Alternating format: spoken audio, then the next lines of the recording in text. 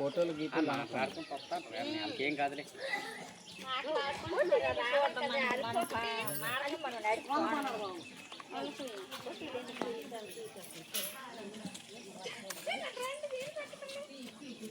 గోవిందమ్మ, మాది జడ్జోగంపేట గ్రామం. మా ఊర్లో 64 కుటుంబాలు ఉంటున్నాయి. నిన్న సాయంత్రం కరెంటు పోయింది. కరెంటు పోవడం వల్ల నీళ్ళు రావట్లేదు, మంచినీళ్ళకి ఇబ్బంది అయిపోతుంది. మంచినీళ్ళు ఇబ్బంది అయిపోవడం వల్ల మేము ఏం చేస్తున్నామంటే ప్రతిసారి కరెంటు లేనప్పుడు గడ్డకెళ్ళి తెచ్చుకుంటున్నాం. ఊటకెళ్ళడాన్ని అది బురద మాత్రం వచ్చేస్తుంది, వాటర్ కూడా బాగాలేదు.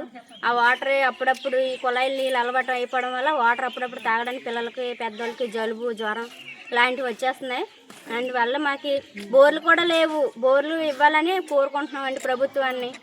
అలాగే మాకు కరెంటు లేనప్పుడు బోర్లు కావాలి, ఎలాగైనా సరే బోర్లు ఇవ్వాలని కోరుకుంటున్నాం.